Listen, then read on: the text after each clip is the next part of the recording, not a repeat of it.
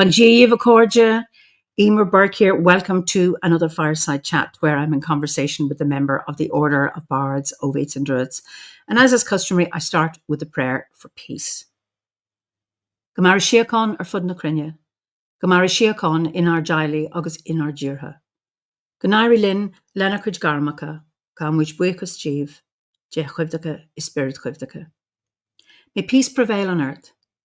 May peace prevail in our homes and in our countries. May our missions be accomplished.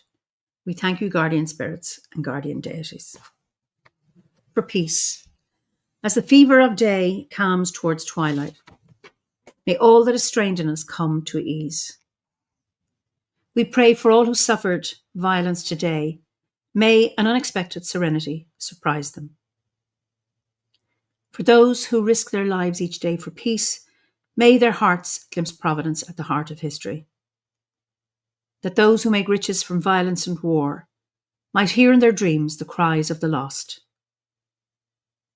That we might see, through our fear of each other, a new vision to heal our fatal attraction to aggression. That those who enjoy the privilege of peace might not forget their tormented brothers and sisters.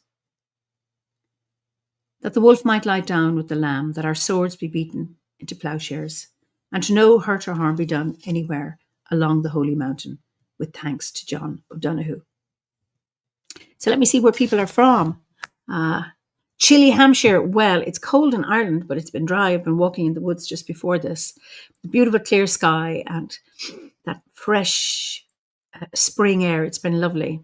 So wet, chilly, damp and chilly Hertfordshire. Beautiful Wyoming. Hi, Liz. Wait, let me see where people are from. Chicago, lovely. Finally warming up there. That's great to see it. Sunny Gisborne in New Zealand. Scotland, Ulster, chilly Maryland, deepest, darkest Elmer's End, Warwickshire. North Germany, Oxfordshire, beautiful. Lovely to see you all. New York and South Wales. So we are going, Aberdeenshire, and from Berlin. You're all so welcome. Today we are going to the UK. And somebody from Norway waiting for spring, bless you. But we are going to Plymouth in South Devon. And my guest tonight is John Nash. John, you are so welcome. Hello. I'm so happy to be here. Hi, everybody. So we've got people from Canada, the Canadian Prairies, Sydney, Australia. They're up early. And Bristol and the Netherlands. So what's it like where you are right now? What's the weather like? It's been cold today. We've had a good kind of combination of bright sun, but chilly weather. I was ready for summer. I was ready to move into that space, ready with the spring equinox coming up, but instead was woolly hat, scarf, heating on. So it's been a bit of a cool one at the moment. So yeah, like a lot of people.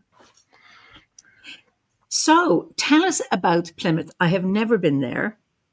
Are you from there? I keep telling people that I've just moved to Plymouth, but I've been here about 14 years now, I think. So I don't think I'm allowed to make that claim anymore. I keep ending up back in Devon. I was born here a very long time ago in North Devon, when my parents lived there. And then we moved to Sussex briefly. And then I grew up in Wiltshire, so sort of in Salisbury, Stonehenge neck of the woods. Oh, lovely.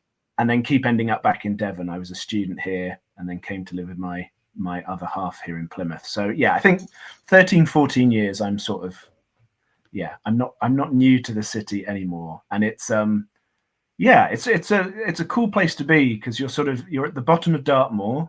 So you can go like half an hour up here and be out on the moorland in a stone circle there.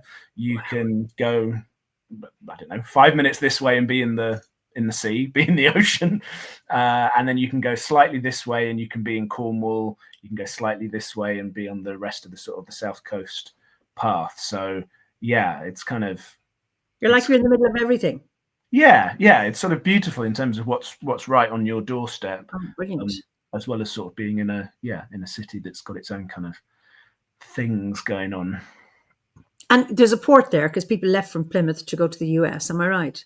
Yes. Yeah. So Plymouth in lots of ways has been, because there was kind of originally like a little natural harbour here, what's now kind of known as the Barbican area, and then that's sort of more broadly in the Sound, which is now a marine park preserved piece of environment, which is extraordinary, and they're doing all kinds of like extraordinary conservation things.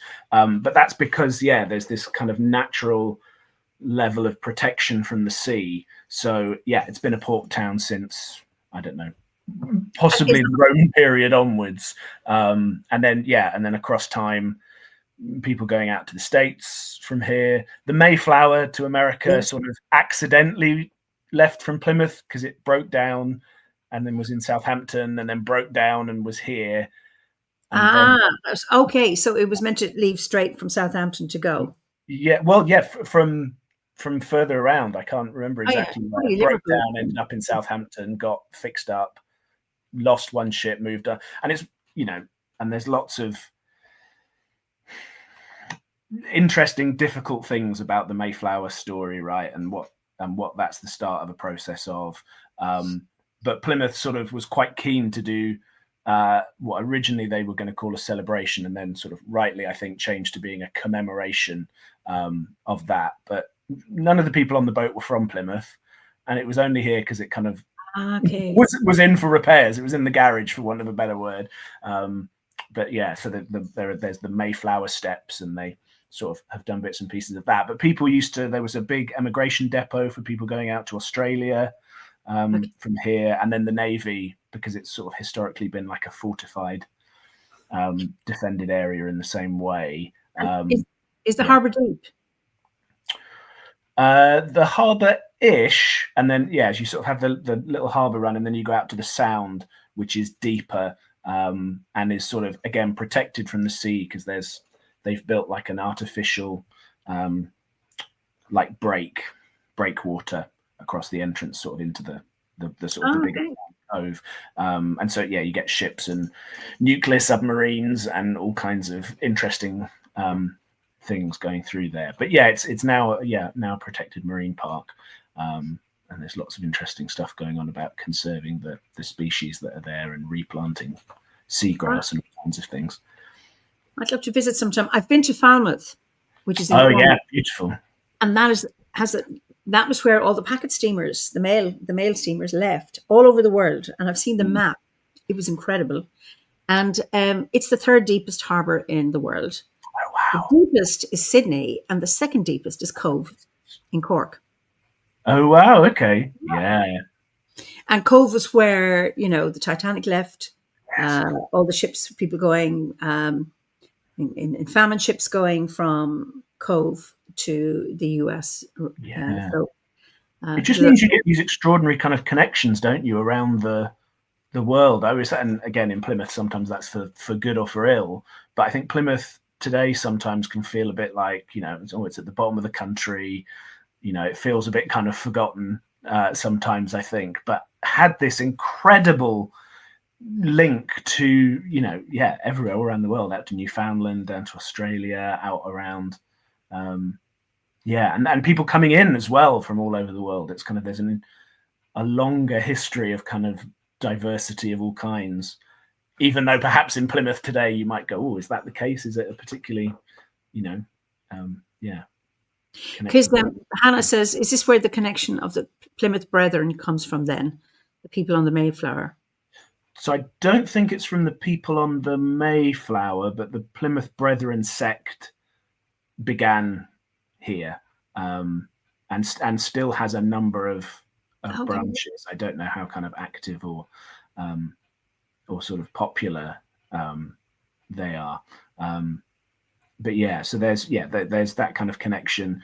I guess because of the influence of that journey, that idea of a wide number of kind of like religions or different takes and flavors of Christianity have sort of prospered in the city.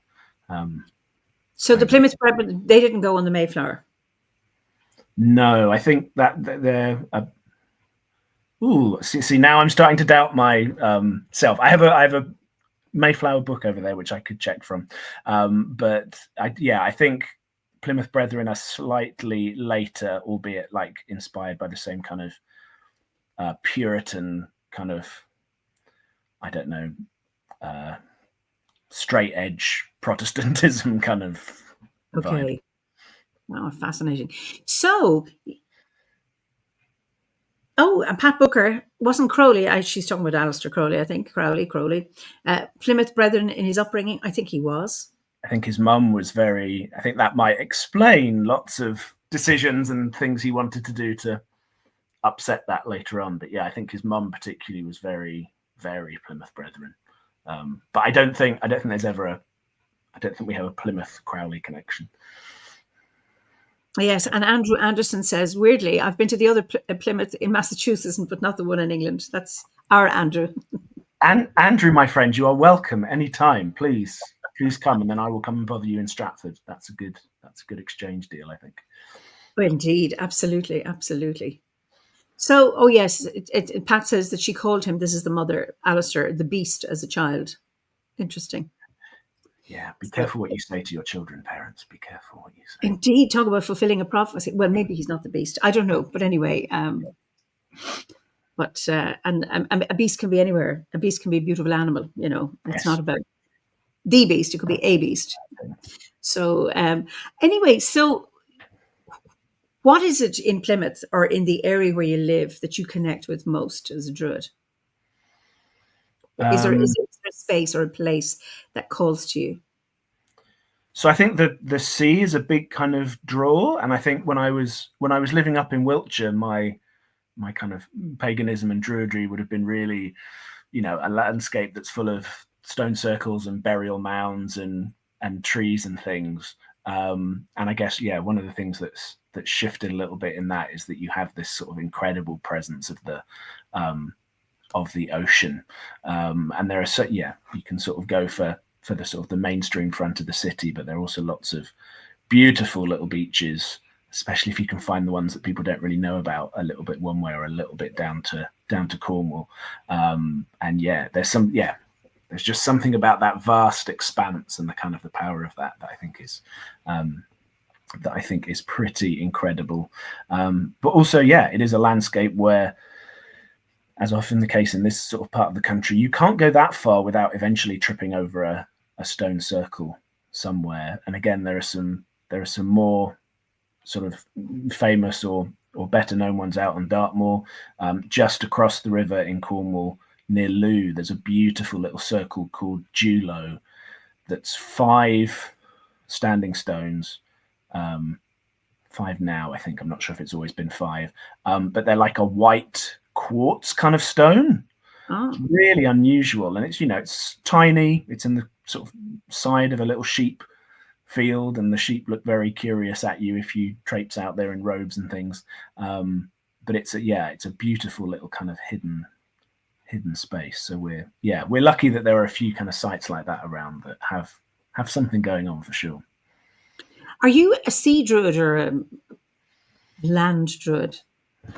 I mean, it's just an interesting question when you're so close to the sea. Like, I'm a sea person rather than a stone circle one, but not that I'm against those monuments. It's just where I feel most at home is in the woods. So, I think the woods are still for me the place, and for a city, I'm relatively lucky that there are quite a few green spaces and bits of woodland.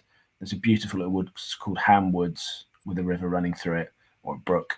That's about half an hour from here. That is brilliant. You've got Plimbridge Woods up by the River Plym. So I think that's the traditional branded thing, isn't it? I still probably am the same. I'm still probably happiest out in the woods. And I think it's interesting, isn't it, that the sea has its own kind of richness and definitely it's like power. I don't know. It does things to my brain that I can't put into words really, but it's odd that there's less, like there are probably more books and rituals and things that are about, trees and woodlands or being in your stone circle, but actually there's a boom area to find, I think, in druids and the sea and and what those relationships look like. It's really interesting. I was at the Druid Gorset at the weekend and in Cornwall, and a few of us went down to the beach and Cracking something it's called, and a few crazy people went in for a swim. I stayed on shore and I held space. I'm very good at holding space for mad people who go into the sea.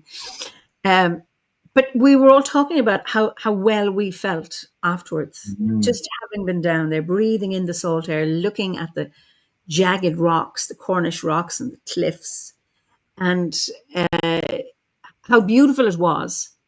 And it just oh, and Andrew says there's a Touchstone article about druids in the sea coming in a couple of months. Thank you, Andrew. And that's good to know. And I know somebody's going to do an account of the Gorsets, but just lovely being out there. And we're talking about how wonderful that was. So I like the sea in cold weather.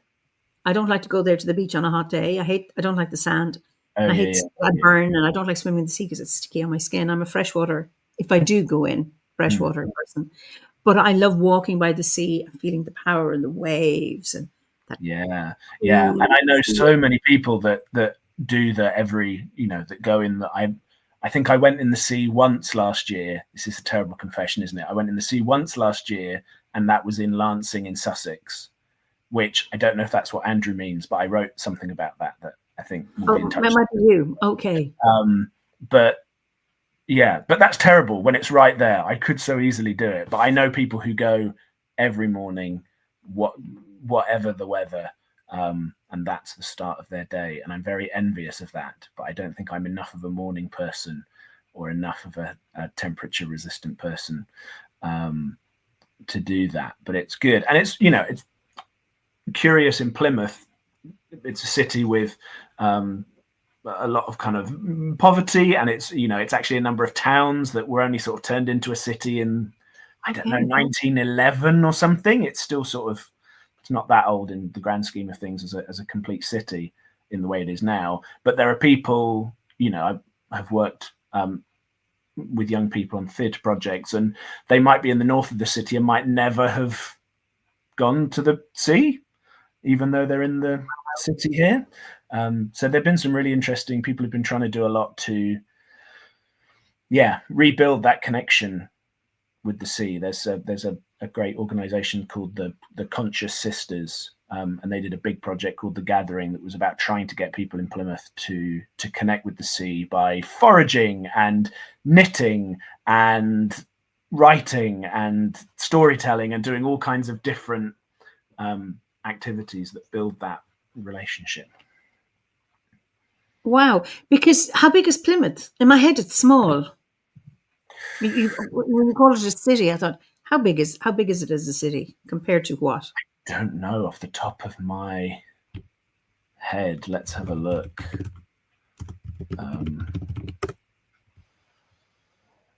Plymouth population, approximately 264,000. Okay. I don't know how that translates as... that would be the population, I think, of Kilkenny County. But then if it's an urban nation. But it just interesting that the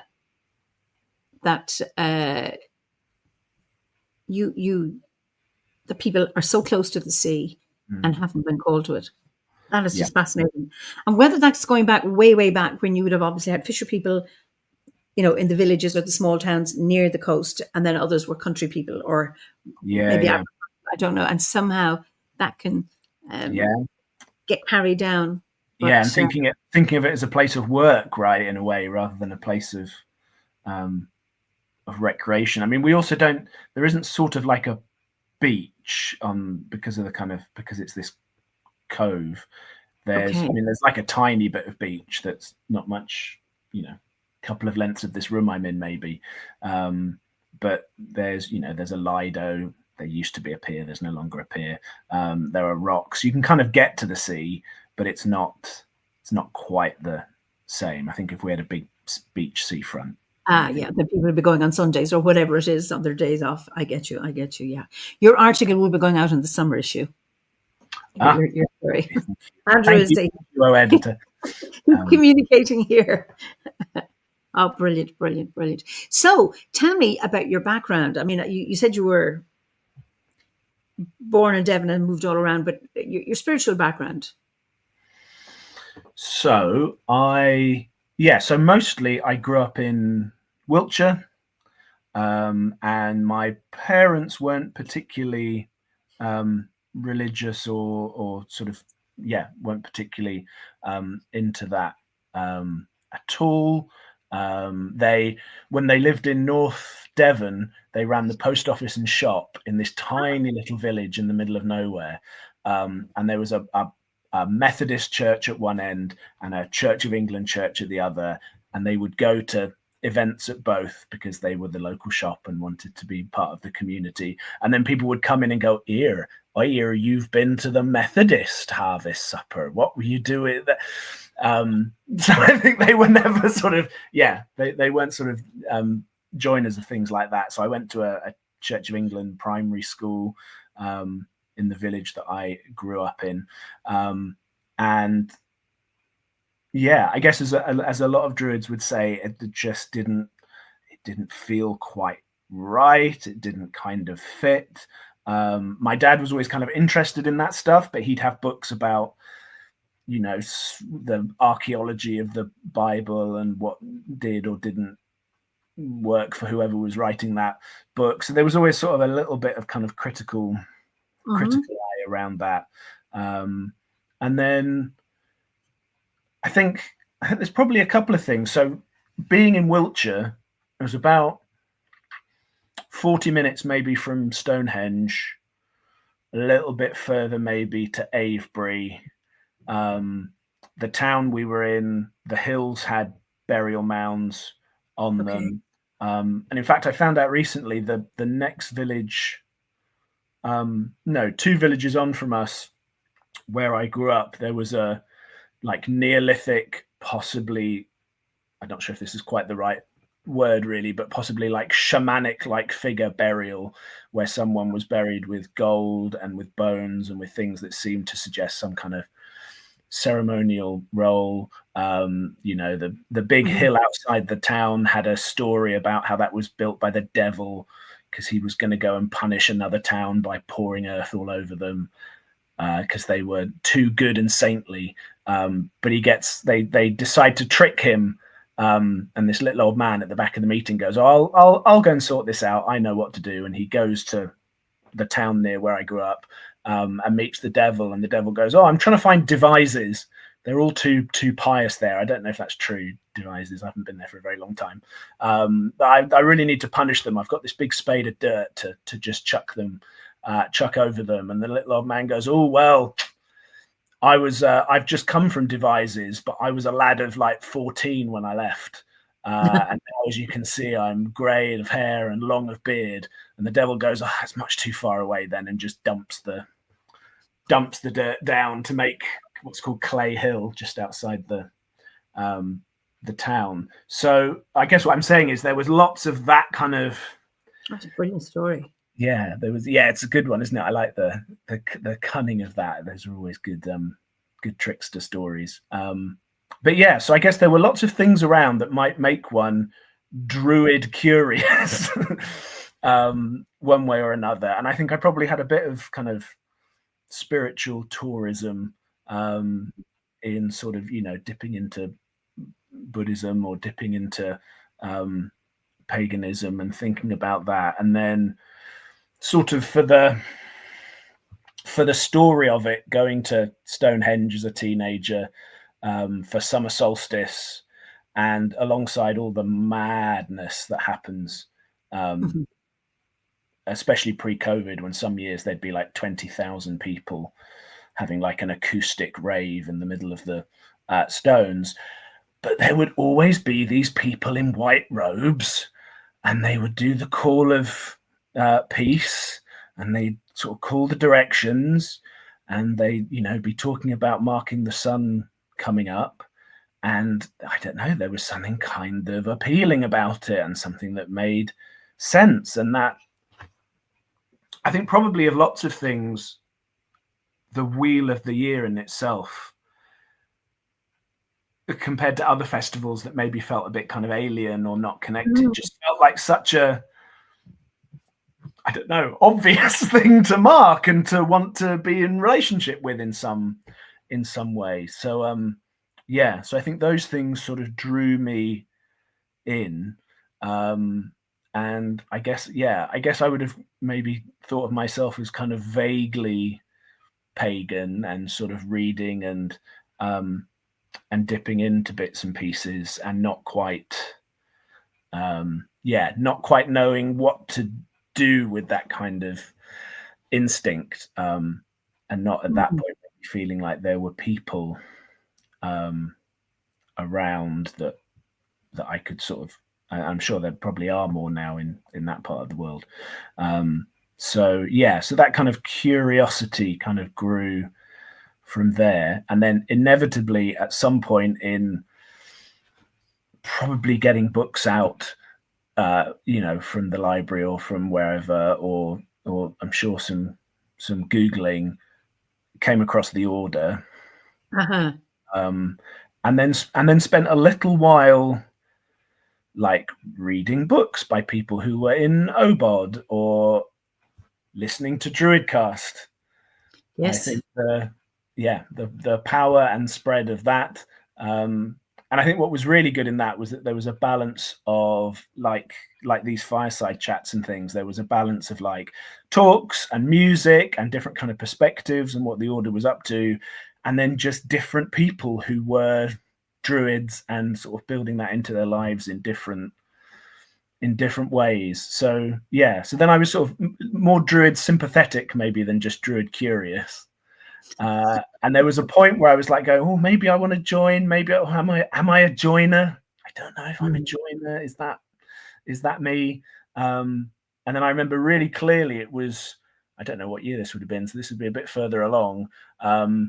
It was after the 50th had happened, the 50th anniversary summer gathering. That was 2014.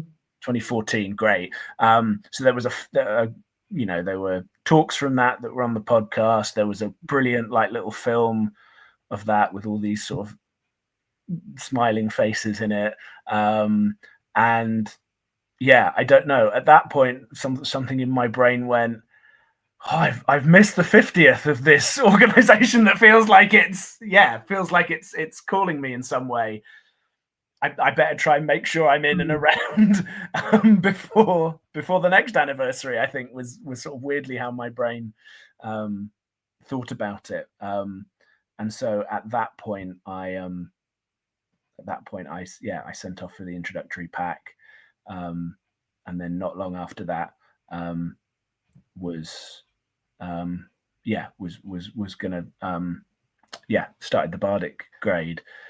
And then that sort of coincided with them moving to Plymouth, because my other half got a job here, and I thought I can be a self-employed, unemployed theatre person anywhere in the country. Let's see what Plymouth is like. And really quickly I went, there's some Druids in Plymouth. Oh. And I think a couple of weeks after moving in here, I found there was like a permaculture community garden project at the top of my road in the house we were renting, and I joined that, and I emailed the local Druids sort of going, I don't really know what this is going to be like, and I don't drive, so I'm a slave to public transport, which is never good for getting to Druid locations. But a very nice a person also called John. John, if you're out there somewhere, I haven't seen you for years and years, I hope you're doing well. Came and picked me up in his little car, and I sort of went, I'm getting into a car with a Druid and I'm going to go to a stone circle somewhere with a Druid. This is exciting. This is weird. And had a beautiful, I think it must have been Beltane ritual with like 6 people maybe in that little quartzy stone circle. And as everybody says, kind of went,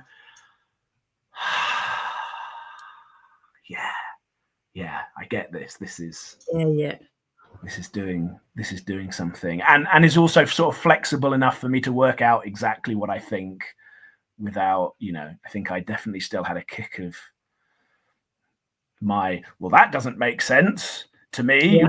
You can't mean that, or you can't know that that's certainly true. That was all sort of the religion of my upbringing. And here I am still. Yeah. And are you in the South Devon Grove, or are you on your own? Or are you? I'm South Devon Grove. I know a little bit. Hello, lovely South Devon Grovers. But I can't get to those bits of Dartmoor under my own steam power.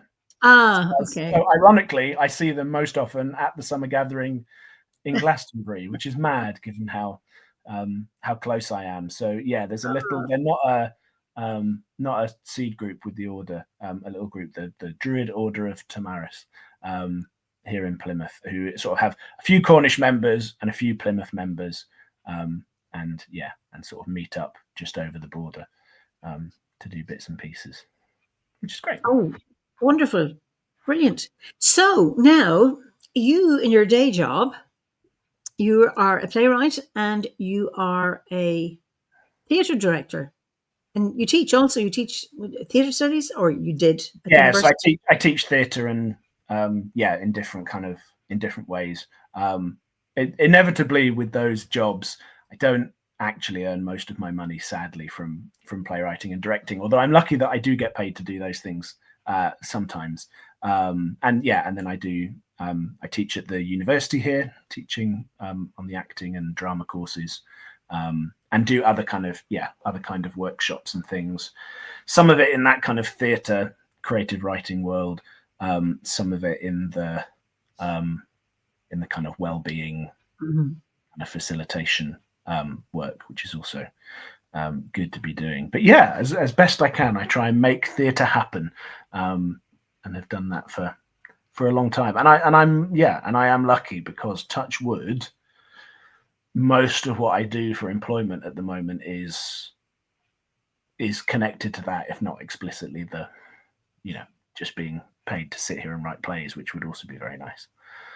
Ah, beautiful. So where do you get your imas from, or your awen from, your inspiration for your writing? What a good question. Do I know how that really works? Yeah, I don't know. Probably from a lot of places. So I think as I've gotten older, I think, as is often the case when you're trying to be an artist, I think a lot of originally I'm like kind of imitating people that I like, or doing something that I think people will vaguely want. And that's meant that maybe in the past things have been a little bit, more, I don't know, what I've written has been more kind of, I don't know, traditional isn't the right word, but more kind of like standard, maybe is set in a city I've never lived in because I grew up in the West Country, or maybe doesn't have, characters who are the same as me very much. And what's happened increasingly in my writing, I think, as I've really been able to be open to what Arwen or Imbas sort of, I was going to say, wants me to write about. It's not quite that transactional. I think it's more, there's more give and take to it than that. But I've sort of allowed myself to let those other things that I'm interested in kind of bleed into the plays. And so there are things that I want to write about. I write a lot in my work about, here's a topic for 2025, how we know things are true. Which is a big question, and one that I keep sort of writing about, with a bit of a sort of a balance, in that you can have stories that you're telling yourself that aren't true, that you need to learn aren't true. And sometimes there are stories that might be true or might not be true, but can still be helpful, even though it's ambiguous whether they're true or not. Because I don't know, is there a difference between a story that contains truth or a true story? And that stories contain truths, but not necessarily facts. And that's what's really, really important. And the thing, never let the truth get in the way of a good story. And I'm talking about stories that's what their purpose is. It's not for malice or anything else. That getting stuck in facts can be very dry, and but weaving the magic of truths or universal truths that come into a story, I think, is very, very important. Yeah, I agree, absolutely. And I think there's been, and quite rightly in some ways, there's been a real fashion, particularly in theatre, for true stories. I'm going to tell you the true story of the thing that happened to me, or the true story of this. And that's great and useful, and we need to hear, because often they're stories that we don't otherwise get to hear. But I think sometimes that is sort of mistaken as somehow being more true, maybe, than a good fictional student. So my yet to be produced play about men having a midlife crisis and maybe wanting to turn into wolves and run out onto the moor is, I think, in some way more true about what some of that experience might be for people in my generation of my age than if I just went, oh, it's hard sometimes being a person, isn't it? So I think that's always, because I think, that notion of, the middle-aged man turning himself into shape-shifting into a wolf. Andrew Anderson wants to see the play, by the way. great. That play. I'm looking for investors, Andrew. Let's talk. He can sort that. But it's really, really interesting when you use that. People can hear that. If they relate to it, they resonate. I know exactly what that feels like. So often I want to become a wolf and head off into the moors, rather than I'm miserable and I have mental health problems and I've been diagnosed with blah, blah, blah, whatever. So like, yeah. That narrative is so common. Everybody now has a diagnosis with something. Yeah. And they all talk about my mental health. This is bad for it. It's good for it, blah, blah, blah. Where you go and you weave a story in there and you're weaving in magic. And that's the bit that people can get. And that's the hook. And I mean, hook in the best possible, because actually you're speaking to the person really, really deep down. And they can get out of themselves. They can stand outside and enter the story without being worn down by whatever the misery is or the issue is. But they can go in there and enter that place. Yeah. And I think it's a great place to find certain kinds of resolution. That may not be your intention is just to tell your story, because it's going to be your story. Yeah. But you find that people can enter that story and come out with some kind of resolution. And I think kind of in the way that we know with those stories, that I think that stuff can get through all of this thinking and being in your head stuff that we do all the time, especially in this culture now. Those images and things are what can really get to us and get to us here. And I think sort of bringing it back to where the sort of the Arwen or the Imbas comes from, I think I've learned to trust that when an image comes and I know that's part of the play, but I go, how the hell is him maybe being a wolf and then maybe being a hare that they discover part of this story? Or I wrote a play for Plymouth University a few years ago that was about I guess like paranoia, how a community can suddenly become really paranoid. And as I was writing that, really clearly in my head, there was like, and there's a scene where the stage is full of foxes and they're dancing. It's like a fox rave. And the rest of the play was very like husband and wife talking in this scene about the problem that's going on, and another scene of two young gay characters who are maybe going to get together. And I was like, how is a fox rave going to fit into this play? And I think if I didn't trust sometimes that, those things come from somewhere. And I take it did. Yeah, and was beautiful and mad. I'm really interested in, plays are for the most part about human beings and human behavior, but I'm really interested in how non-human people can really be part of those stories and not just scenery to them. So finding ways to do that, I think, is something that I keep coming back to, even if it's in not as foregrounded or in your face as a fox rave might be. Well, foxes trot. They've been doing it in ballrooms for a long, long time. And it's I mean, stories of shape-shifting, they're there in so many traditions. And why not bring them into modern plays, or, for a modern, what would you call it? Sophisticated is the wrong word, because I don't know what sophisticated really means. But to have that, Nimi said, my fox had a party in our lawn recently. They had a brilliant night. Brilliant. They are. There is something about, like, if foxes were going to organise a party, it would be, I think, a really dirty rave. I don't think it would be, I don't think it would be a tea party on the lawn. Brilliant. So, and she says, they ate the leaves from our hellebore, which I thought were toxic. They are toxic. Hellebores are, but maybe they're not toxic to foxes. If you saw them again, they're probably still okay. But then foxes would know not to eat it, wouldn't they? You would think. I don't know. Hopefully they're all right. So, you have poetry because I heard you reciting your poetry at the open mic at the summer gathering, and then you were reciting it at the winter gathering, the Eisteddfod. So would you like to share some of your poetry? And yes. I know you're a storyteller, so we're going to have a story as well, aren't we? Yes. When the moment feels right, I'll do something local and story based. I'll read a few bits. And again, here's my bit of encouragement to other druids.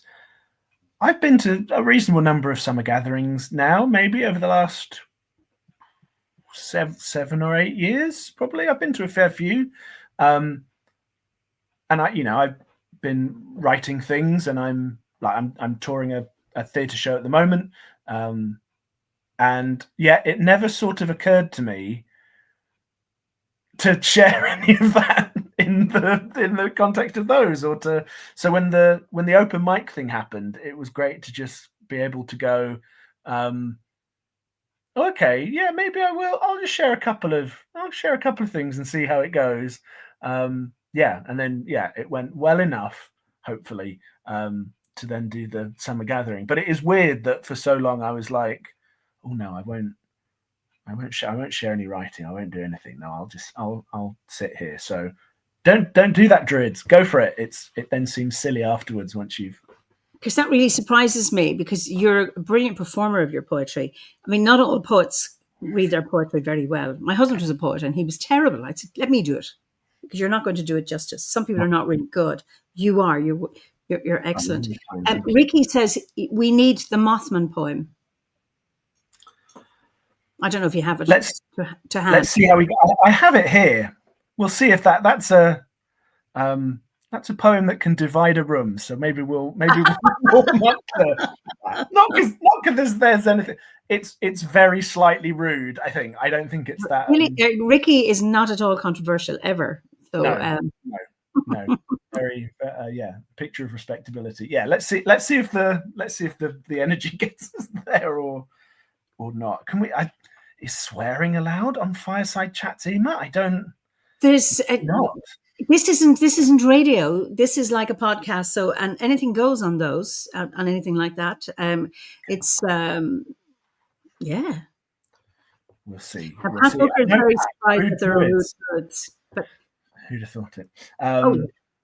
Fab. Okay. Well, we'll do a couple of.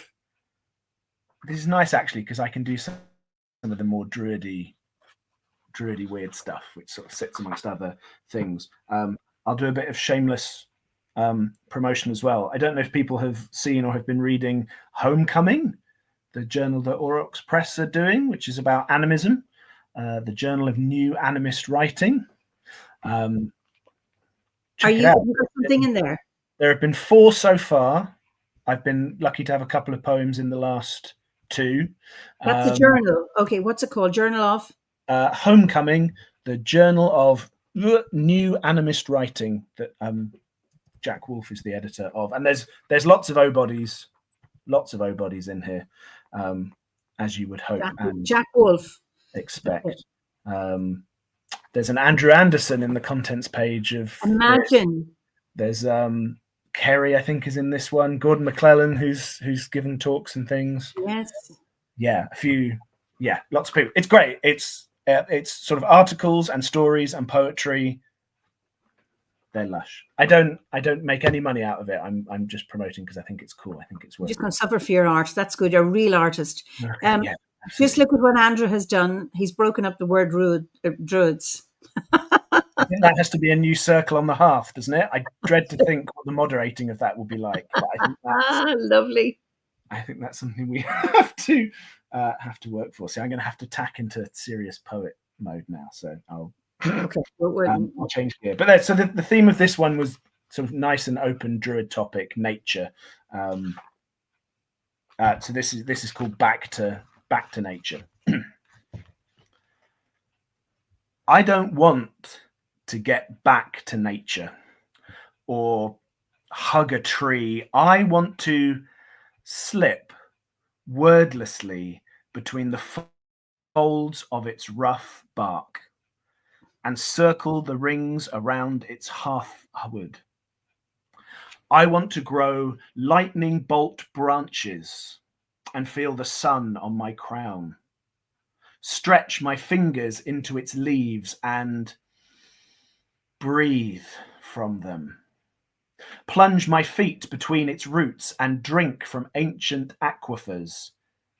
Let my nervous system turn mycelian and spread out in an underworld of soil and silence. I want to lose myself in its slow time and sun-blessed stretching. Count time in temperature and light. Feel my thoughts turn to chlorophyll, my blood to thick sap, and feel my own skin twist and harden as I sense the gentle drop of a robin on my arm. It's beautiful. Beautiful. So that's one. Wonderful. Thank you. I'm just waiting for some responses. I love that. What volume is it in? That's in volume 4. Okay. And Liz Hill says, Eimear's right. You are amazing at reading your poetry. That is true. Oh, absolutely. Oh, gorgeous poem. What a wonderful poem. Thank you. Lovely. Tree time. Beautiful. Yeah. Oh, lovely. Nice. I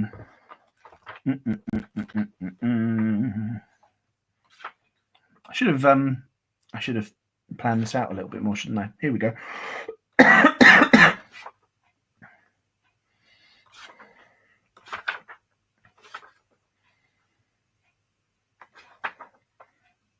Well, I tell you what, I'll do a little really druidy one that I did at the winter gathering to nudge us towards the rude druids. So this is called Dirty Druid. I got dirt on my gwers, and I couldn't feel worse. And my robe, it got wetter, but what could be better than to be a trend setter with mud on my cloak after that Beltane soak, like a real druid bloke. For when Bridget gets flirty, just about Gwersay 30, to be a good druid, you've got to get dirty. It's beautiful. Absolutely beautiful. Wonderful. Very silly, but inspired by true events. Yes. It's hard to keep your reading materials clean as a druid if you're out in the field.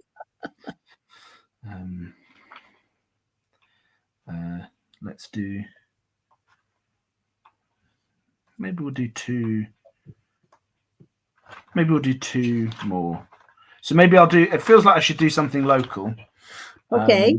Do a bit of, and since we've spoken about the sea and the relationship to water, here this is a slightly longer one, but it's there's lots of druidry in it.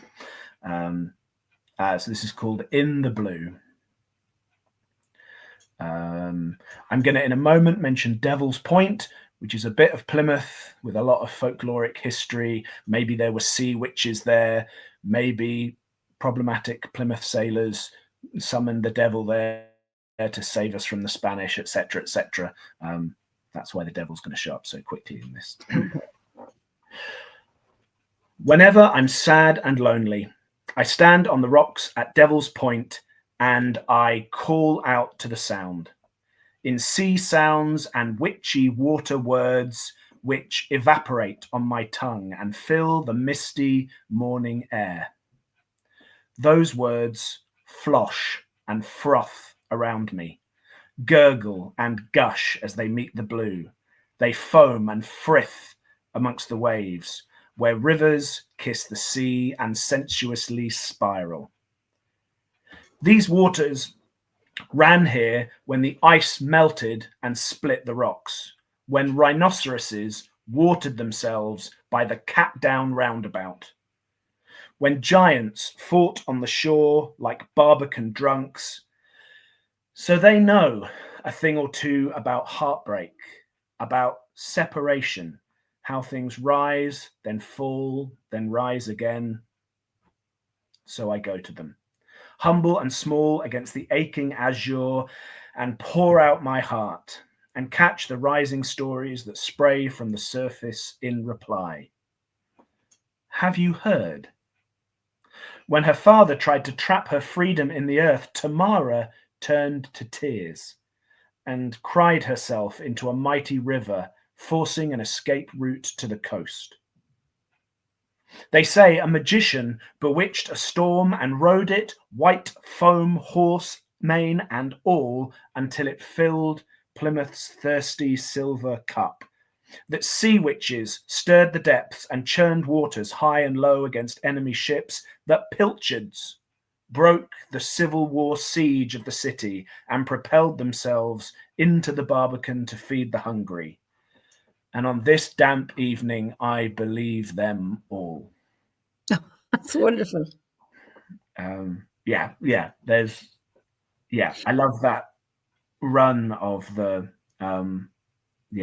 folklore, and how, I don't know, it tells you something about this place, and there's always more to kind of.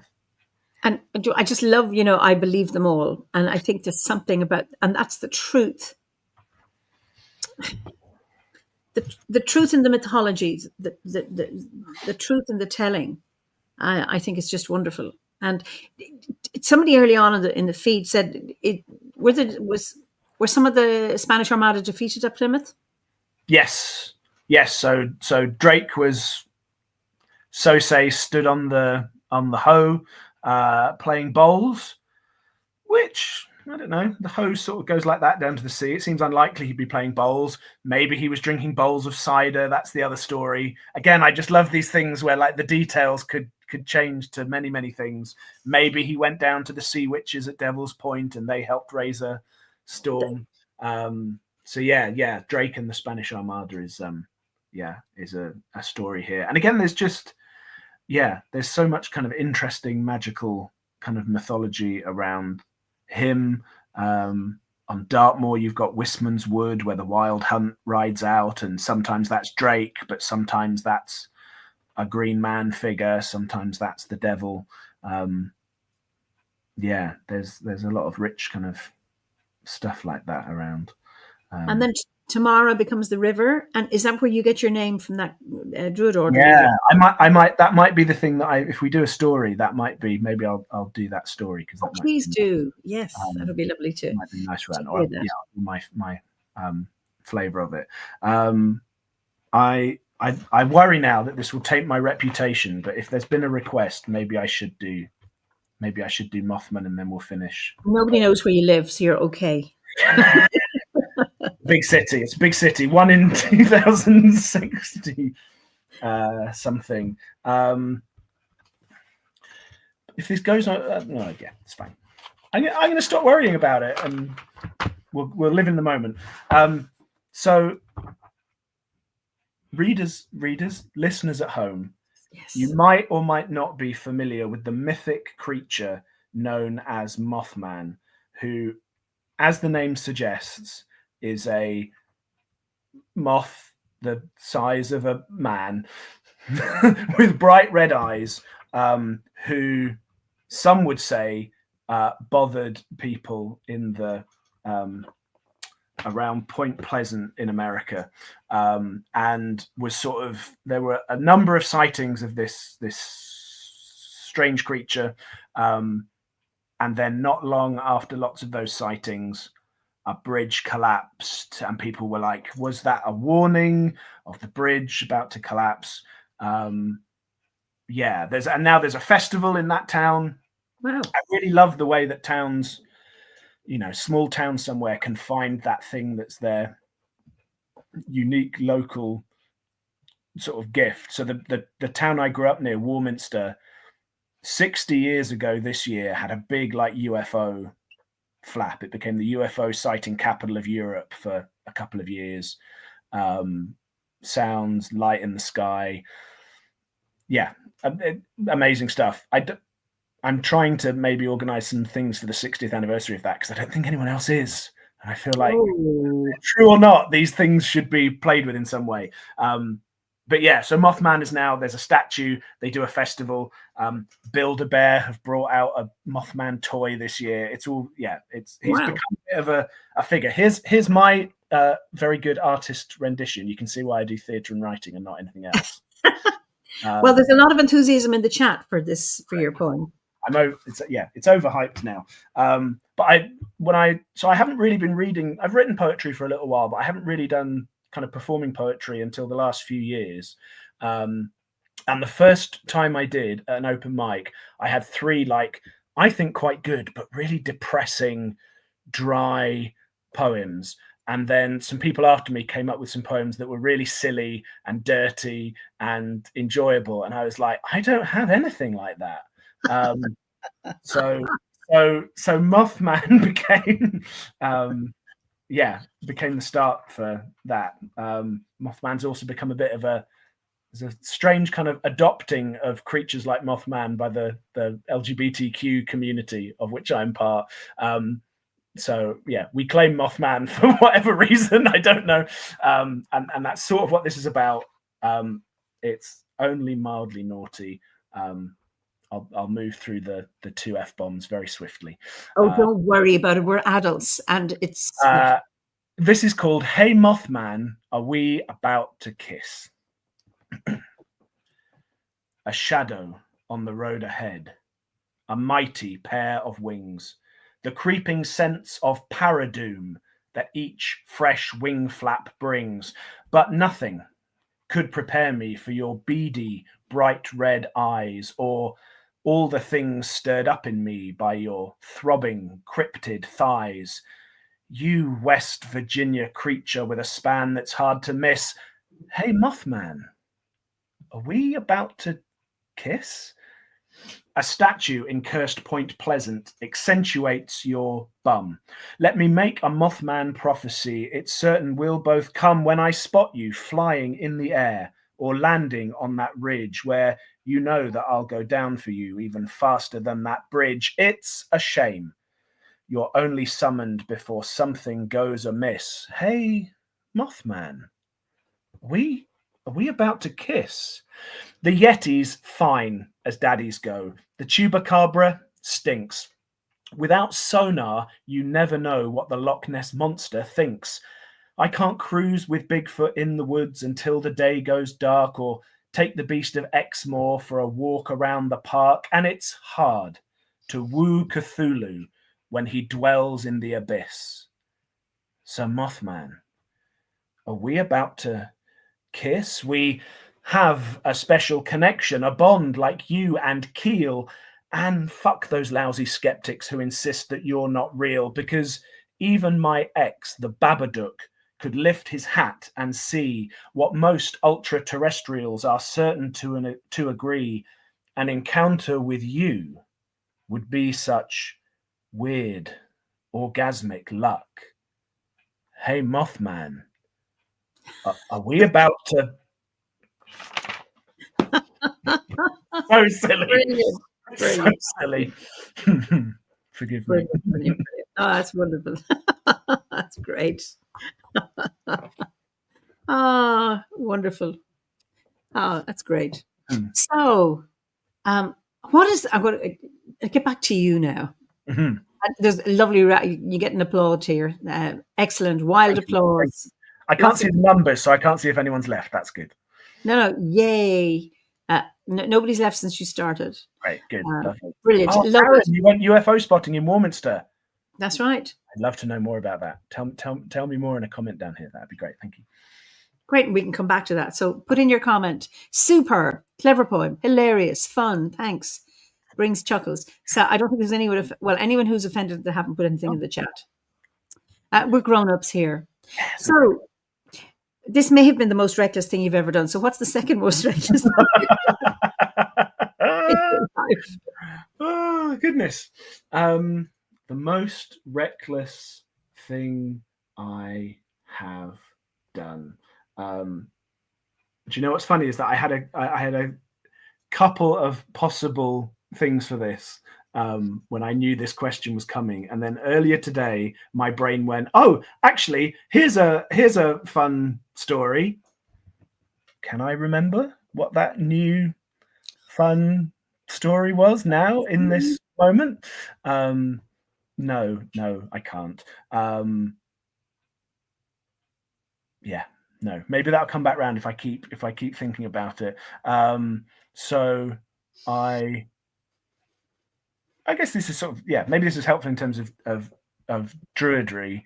I used to do campaign work for Greenpeace back in the day, and was part of a few actions going and gently interfering with people who might be bad for the environment in one way or another, and had some fun doing that, and did some things that now looking back seem slightly bonkers. I was dressed as a polar bear, chained to another polar bear in the sort of marble lobby of a Scottish oil company, and then had to go to the loo. So ended up using the toilets in this Scottish oil company's offices, and they were lush, and they had plants in them and mahogany and marble, and were very luxurious. And then I went back to being dressed as a polar bear. I guess a number of things in that were the case.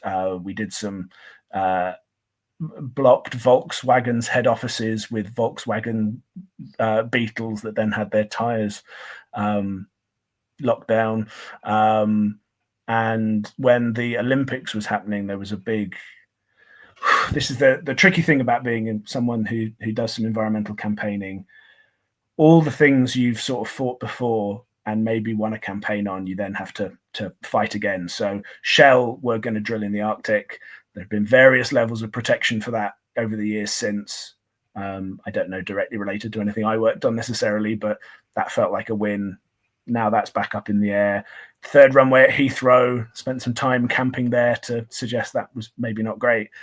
Now that's back on the run. But during that kind of period of my life, there were lots of great little missions for Greenpeace, and moments of going, ooh, have I thought about exactly what I'm doing here in this moment? And mostly was sort of fine and good. Was arrested once for the Shell thing, and had and was very well looked after by Greenpeace during all of that. But have had to in jobs since explain, if you do my background check before I come and teach here, you're going to see that it looks like I've damaged a petrol station, but actually I put a bike lock around a petrol pump, and Shell weren't very keen on that, but it's going to look more serious than it is. So I sort of, and I do that side of things not at all now really, but do other kinds of support for environmental campaigning, and try and bring some of the sort of the theatre and art stuff into that work, which again have sort of always been separate. And I think again this is another thing of being older, that actually I'm going, well, actually that sort of stuff and the druidry and the storytelling are actually the same thing. They're the same. Eventually they're the same river.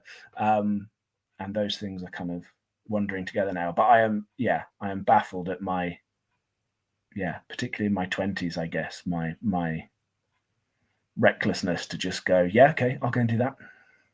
Brilliant. So, because I'm always interested, there's a time in various people's lives. I mean, I was very compliant in my early 20s. I'm now more of a rebel than I was when I was younger. But, so many when they're young people will protest and do all of that. And then you come to a state in your life and say, there's another way of being an activist. So I'm just interested, can you be a little bit more specific, or, how, like when you said you're doing it in a different way now, how do you do it now? How do you make your views known, or how do you protest it if that's what you do? Yeah. So some of that is in some of the writing. So some of the, I've been writing a play as part of a sort of supported scheme for a company called Payne's Plough.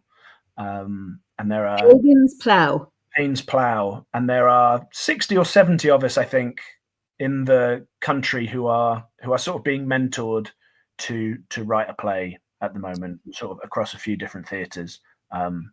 And the play I'm writing for that is the sort of second of two plays which are about how you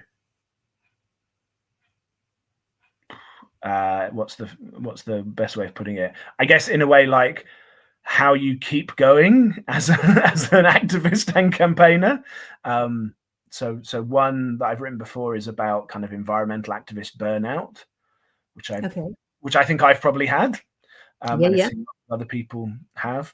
And the current one is about like thinking about how you respond to the rise of the far right, of fascism, and what that means. I was originally had a little commission for Theatre Royal that was to write something about local history, and it didn't happen in the end because COVID happened, and lots of things went away.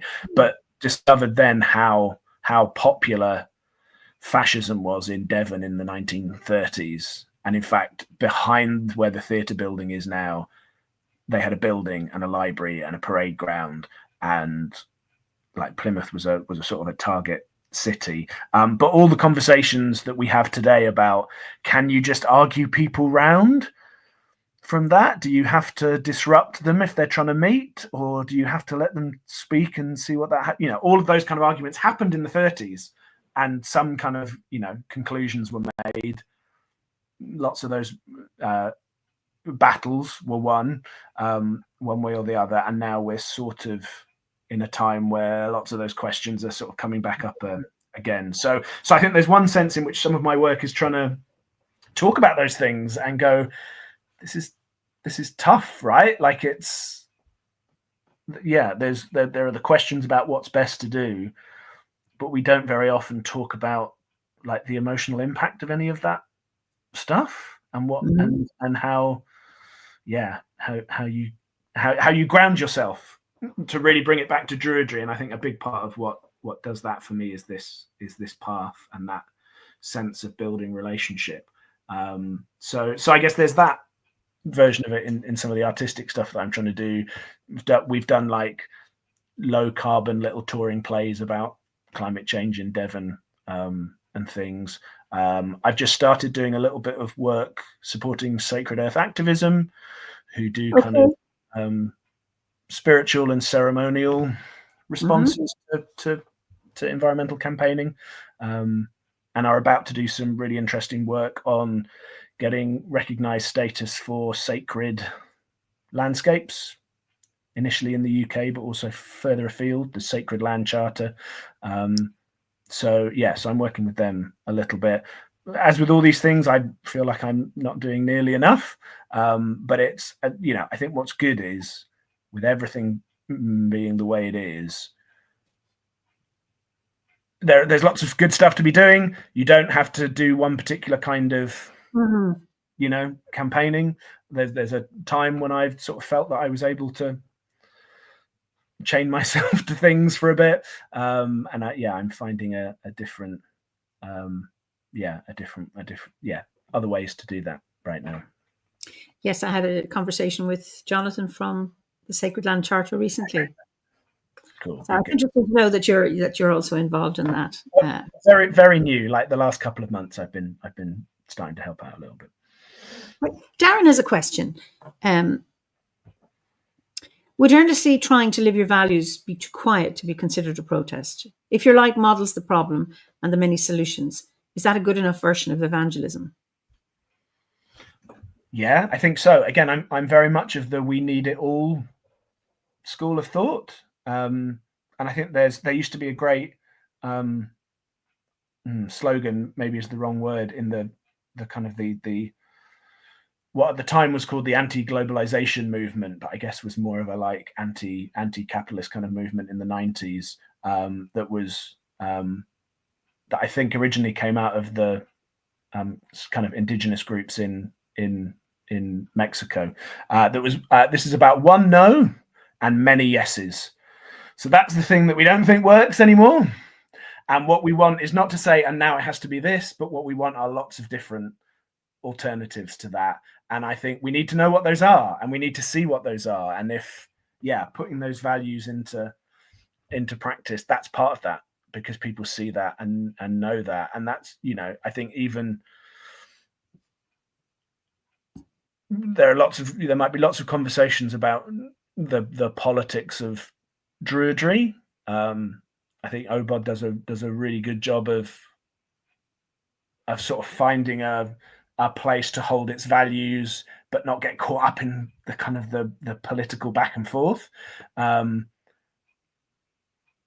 a lot of things that I think are causing trouble in the world are about us being disconnected from the more than human world, and I think that's what Druids are for.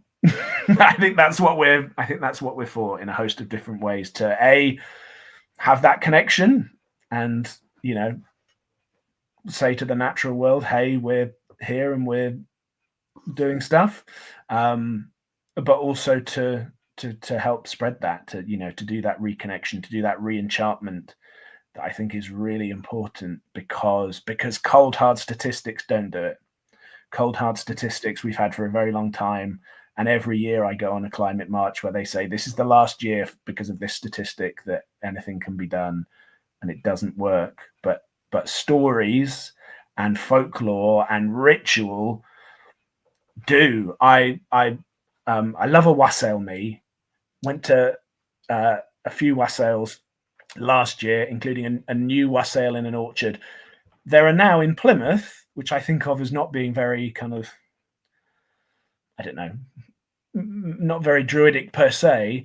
There are now, I think there were 10 this year, wassails, lots of which are new, large and small. There was one at the top of my road for the first time ever. So I was like, I get to do 2 this year. But what's really interesting going to those is that there were so many people who were like, I don't know what this is. I didn't know what it was. We just came along because we were curious, and we love it. What was there was that song, and you were pouring cider on the trees, and then we were talking to the trees, and people were and I think people want and need that stuff, but don't know what they want or need. And so to have, to whatever level, to have people demonstrating that out in the world, people find each other and find it that way. I think what they need, yes, and it's through experience. It's not through, like you say, statistics aren't going to wash it with anybody, but it's actually go to wassail. Can you explain to Ruth, who's in Wexford, what a wassail is? Because we don't do it in Ireland. Oh, yes. So a wassail is a folk tradition. How old it is disputed. But the idea in, yes, thank you, correct pronunciation and spellers, because I wouldn't have been able to spell that easily to type into the chat. Thank you. Is a folk tradition that is about connection with the apple trees normally in January. It's normally somewhere sort of 12th night connected, and people do slightly different versions, but the idea is that you're thanking and waking the apple trees up, ready for the year ahead. And so you do that in a few different ways. Normally there's a lot of noise making, drumming, banging pots and pans, I think in the past, firing guns, and that's scaring the evil spirits from the orchards.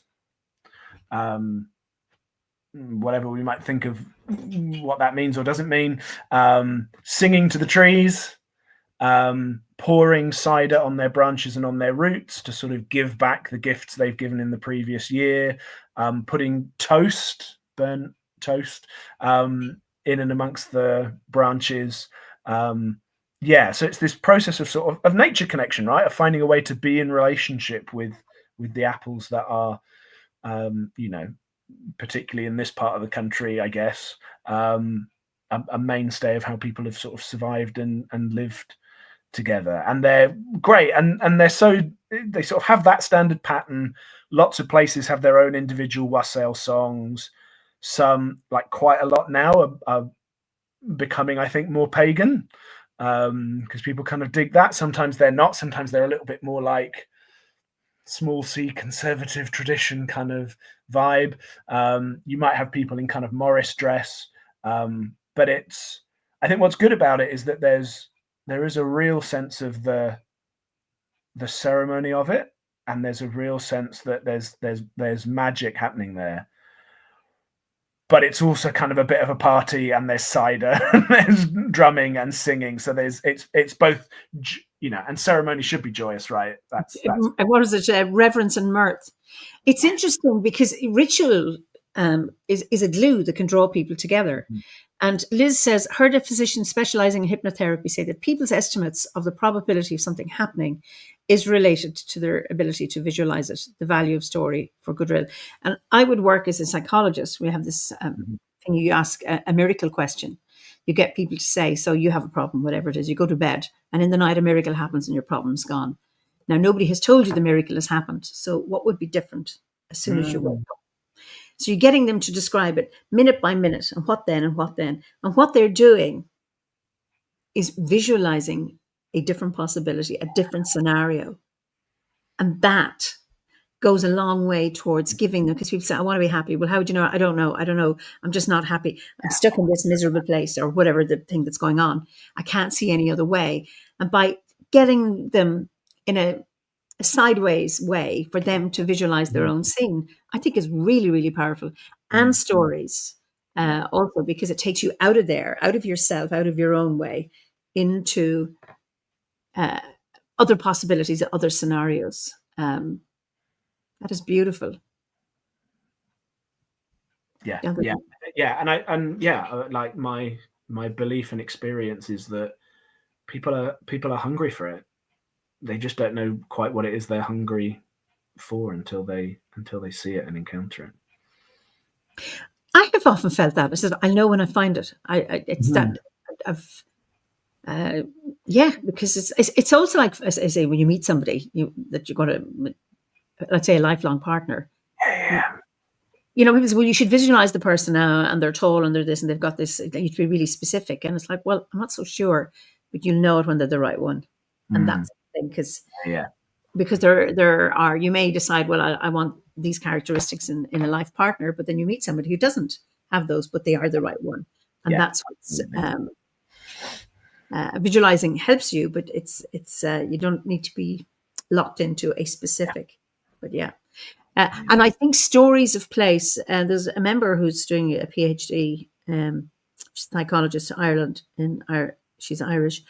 Her thing is around getting people in power to tell stories about a place they liked as a child. Like, where did you like to play? So people say, well, we used to go up to the woods, or there was a field with a fallen down tree, or we used to go to a pond or beside, and describe it. And what was it like? And there's something around the process of remembering and visualizing in their own mind that scene from the past and the fun they had, that somehow it brings out a greater empathy for the landscape, and for relationship and connection through conversation. And I find that is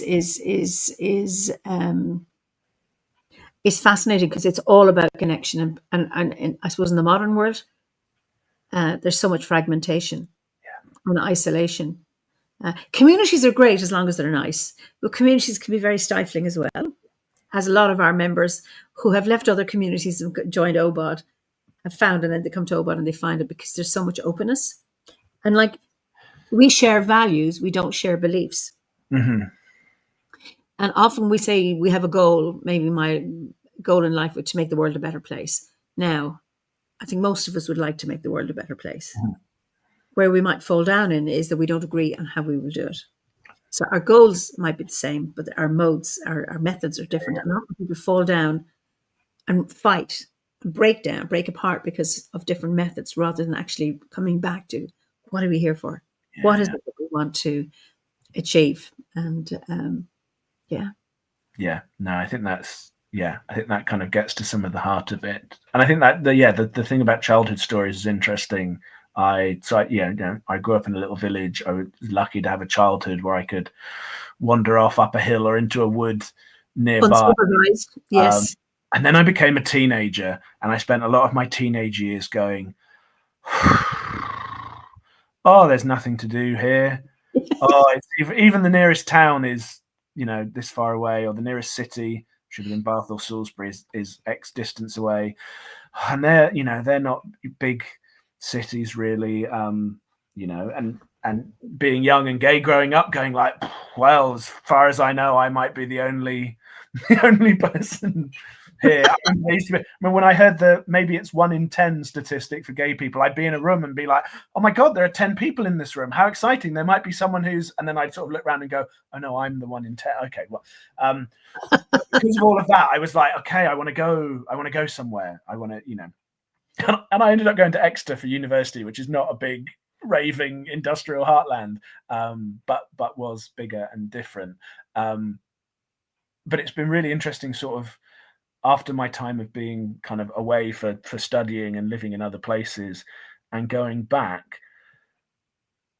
I don't even know that I can articulate it. I have a connection to that place where I grew up and that knew me as I was growing up. That is different. I see those hills in that bit of Wiltshire, and they, I don't know, they speak to me. There's a connection there. That, I've been here 14 years. There's lots of places here that I love, that I think I'm building relationship with, but there is something about that place that knew me when I was a child, and that I knew when I was a child, that I have a different, and I didn't know it. I didn't know it or feel that when I was there. I had to go away and come back and go, oh, hello, there's something about this. Yeah. I think that's, I'd like to know more about that and the work that they're doing. But and again, that, that thing about knowing where we want to go and being open about how we get there is absolutely the thing. And one of the things I really love about OBOD and about Druidry, I love being in a circle and going through whatever part of the ritual and going, well, for me, that's at more of the kind of maybe animisty end, and I'm kind of open to some of that, and I can be next to someone who's a staunch Norse gods believer and relator, and someone who might have a completely different kind of cosmology in their head that's working, but none of that matters, because there is that moment of coming together in that intent for relationship. Mm-hmm. A relationship with all the beings who are around us, whatever they might be or whatever form they take. I mean, it always fascinates me how in certain quarters relationship isn't recognized as something important. Like from the moment we're born, we have a relationship with our mother or whoever the caretaker is, and that is crucial. And I suppose we spend the rest of our life trying to create another one like that, finding one. And if there is no relationship, wherever, either with people, no relationship with your family, your work colleagues, or the land, nothing happens. Yeah, it's all about relationship and connection. Yeah. Being able to, these are not soft skills. I taught in a development study centre for 27 years. Mm-hmm. I taught relationship skills. And it was considered these are the soft things. And I consulted to multinational organizations and they say, oh, this is the soft stuff. And I'm going, and, that would be the first to get cut, stick with the engineering and all the politics and the economics and all that stuff. It's like, but this other stuff, we all know how to talk. It's like, no, you don't actually. No, I've been doing some kind of circle work at the moment, which, at its base level is about communication and creating a space where people can be heard and can say what they mean to say, I guess. And that's come from lots of that's become kind of like a way of holding space with people in lots of different sectors. A lot of it modeled from kind of First Nations, American kind of council practice. And I'm saying that deliberately because sometimes that kind of gets like left out of the sort of the lineage of it. But I've been doing that with different groups, including people who sort of work in care and support work. And in a way, it's incredibly simple because it's about being in a space where everyone is coming together in a circle at an equal footing.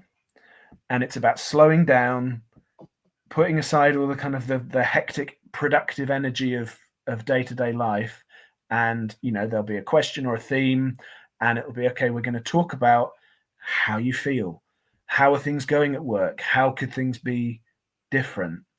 And as you say, people assume those are soft skills or easy things. Like everyone knows how to sit and talk about what's going on. They are not. It's not that easy. It's one of the hardest things, and it takes work and it takes practice and it takes kindness. And there are so many things in the way our culture works at the moment that kind of fight against being able to do that. And there's a lot going on in the world. We've been through a lot in the last decade, COVID included, without really talking about what that means. And it's hard, and it's so important. And there are so many people who don't feel listened to, who need that relationship, but don't. Like the space to even start that is absent. And I think that's, again, in my sort of trying to weave things together,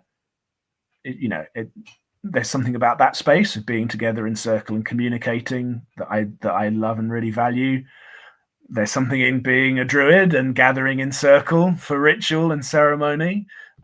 If in any drama workshop or theatre rehearsal room, I'm going to make you stand in a circle and we're going to communicate and think about relating to each other. And so I think there's lots of things that I do happen in that space of circle, where really, I remember somebody was doing an exercise once about why do you do theatre? And they were sort of, I brought them in to work with some people when I was working in a theatre, and I sort of went, I'll just see how this workshop's going. And then that question came round to me, and I was like, I wasn't really participating here. And sort of thought about all these highfalutin things about the importance of story and whatever. And then sort of went, oh no, I do it to not be alone. I do it because when I was growing up, it was a space where I could be with other people and not feel self-conscious and be good at something. And like, I do it to not be alone. Even though I do the writing bit, which is sometimes the lonely bit, but eventually you get in a room with other people, hopefully.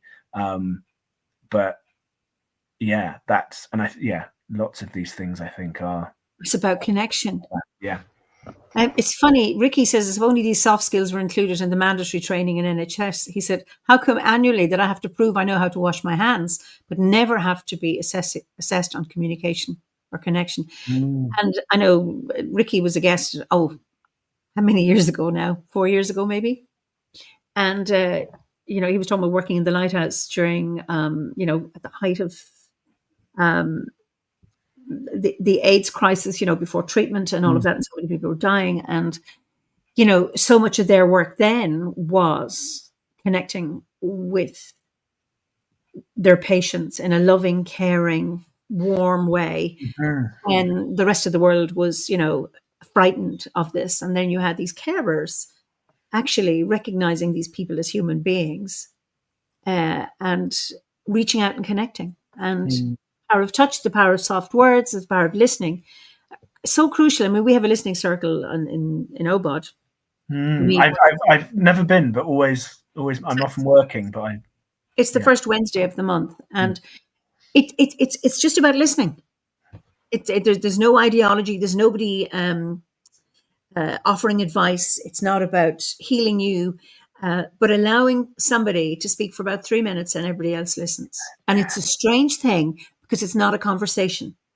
You know, we're in little breakout rooms and people speak for whatever the prompt is.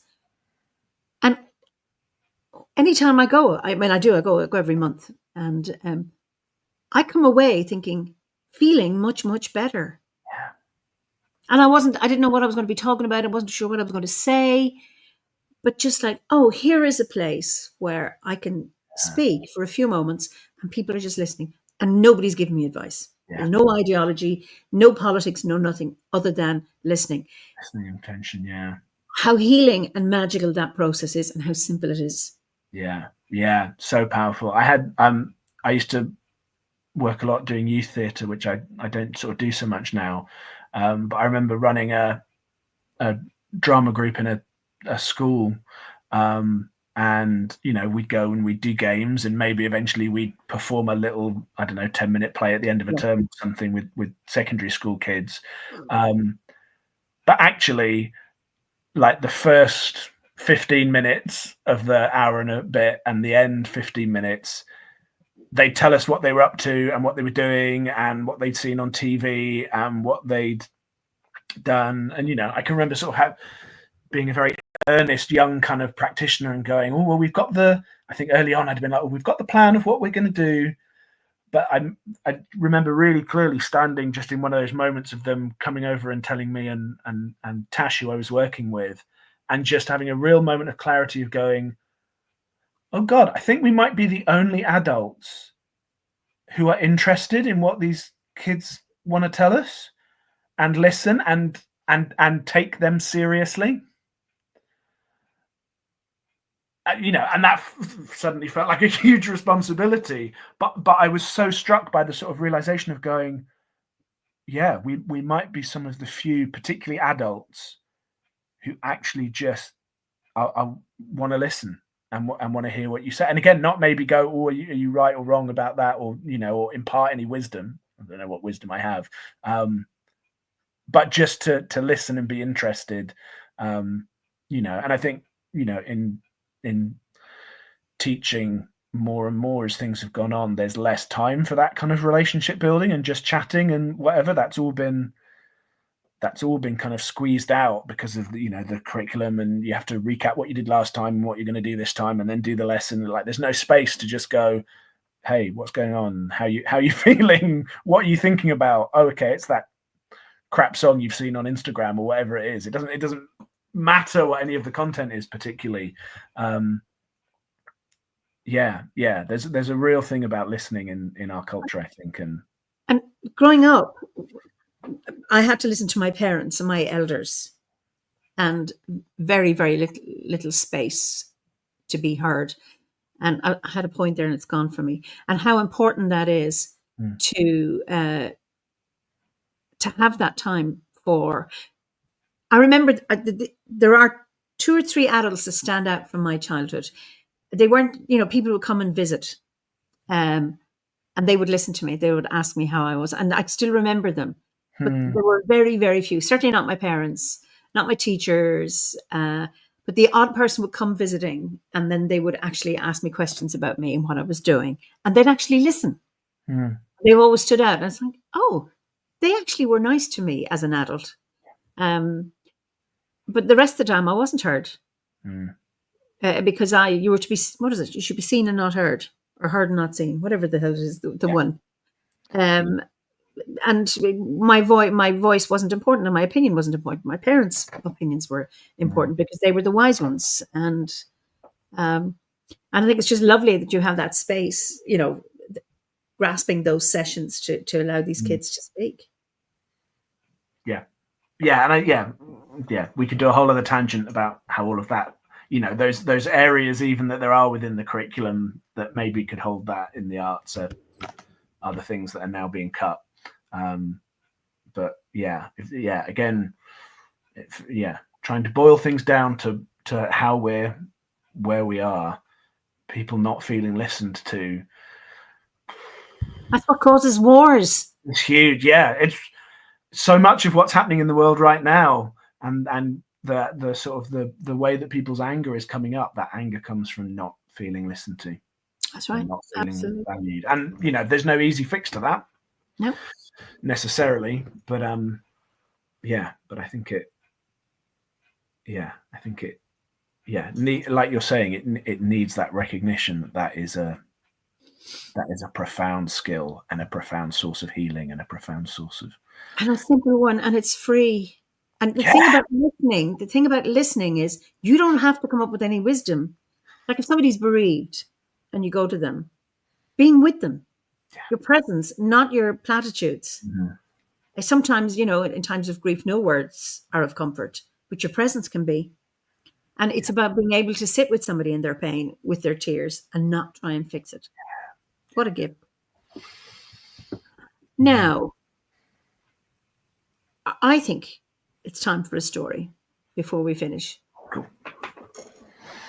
That sounds good to me.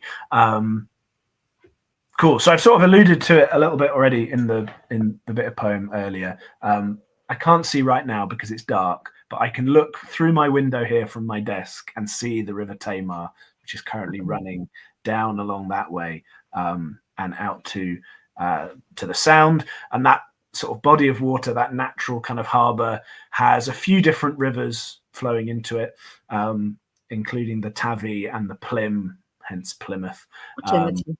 So this is a story of how those rivers and that place came to be. A long, long time ago, when the earth was still young, and people sang to the moon, and the moon sang back, there was an earth spirit called Tamara, born of two earth spirit parents who lived deep in the dark earth of Dartmoor, what we today call Dartmoor. And these earth spirits lived deep amongst the stones and roots and earths and sands and fossils of the earth, and were very happy and content there. They were nourished and refreshed by the aquifers and the rainwater that finally seeped down into that soil, and warmed by that bright burning fire at the heart of the planet coming up, and the bright burning light of the sun coming down. And they felt they were in a place of perfect balance of everything that they would want. But as is often the case with children, the little world of roots and rocks and moles and grubs was not quite enough for Tamara. Tamara had some curiosity about what else might be out in the world. And so she would weave about. Sometimes she would stumble upon a badger set and work her way through that crazy maze and network of tunnels, sensing that maybe they were leading somewhere. Sometimes she could grab onto a tree root and follow its course until eventually she found that strange, bright place, the surface of the earth, and she would push herself up and out onto the moorland and feel that bright light and fire of the sun. And her already bubbling personality that had bubbled up out of the ground was only further enriched, bubbled, steamed in that light and that heat, and she would dance across the landscape of Dartmoor. She would dance in circles and spirals that some people say maybe were the first traces of the stone circles and pathways that are there now. And she loved the world of the surface, the sun, the birds, the trees, the plants, the ponies, the wolves, the cats, and they loved her. But whenever she would go back down into the earth to her parents would tell her they feared for her on the surface. It was too open, too full of creatures, too many places to hide, too many open vistas where there might be threat, and that she should stay where she belonged, deep in the earth.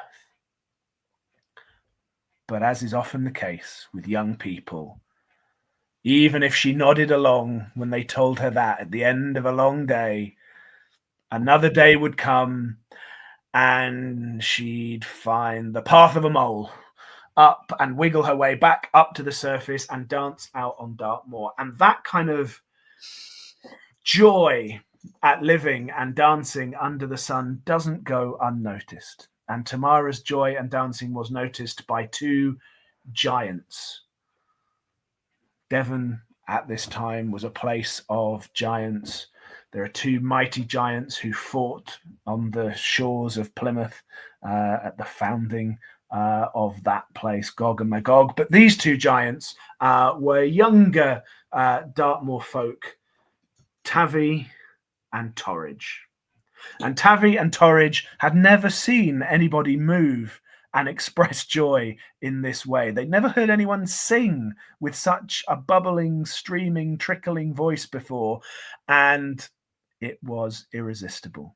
And the three soon became fast friends. And these giants, who were used to the solidity and stillness of being a giant, began to move and spiral and twist and laugh and dance with Tamara. And this happened for many, many days, and they grew to love each other, the three of them. However, down in the earth, little Earth Sprite Dad, as sometimes is the case, was very cross. Wasn't being listened to. Very cross, very angry about that, very worried about what might happen. He'd heard terrible things about the giants of the surface.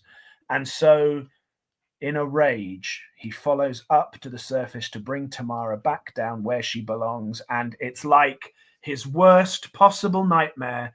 There she is, doing a circle dance. Let's say she's doing the Macarena with these two giants. Then they're doing, what's that called? I'm showing some of my age. YMCA. Oh no, YMCA. Yeah, they're doing the YMCA. They're doing like a dream ballet sequence in the middle. It's like they're in Oklahoma. Maybe a bit of breakdancing, and it sends him into an absolute rage. He cannot believe how disobedient his daughter has been, and all of his fear and all of his anger bubbles and boils, and he loses control. And in a moment of that anger, he reaches out to curse his daughter, and their eyes meet. And there are different versions of what happened next. Some say, as his hand touched her shoulder, the curse he laid on her came to fruition. But maybe there are some who say, just before his hand could lay rest on her and lay whatever curse he had in mind, Tamara was able to avoid that fate. And whichever version of that moment you believe, as they were locked eye to eye, her father saw first one tear from Tamara, and then another and another, until soon there was water pouring down her face, and before he could tell what was happening, she turned to tears completely.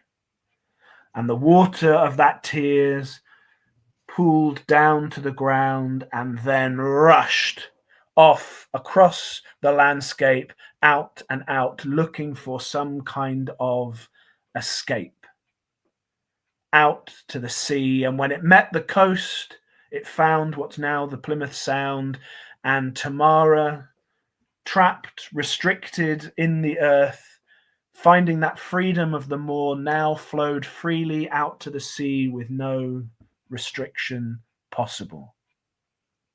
And her father in that moment realized the seriousness of what had happened and sadly went back to his place in the earth. The two giants, meanwhile, are distraught. Their friend has gone. This river is now flowing across the landscape that wasn't there before. What is to be done? And so Tavi, the first of the giants, goes to his father, who also happens to be a sorcerer, a giant sorcerer, which some would say is the best kind of sorcerer.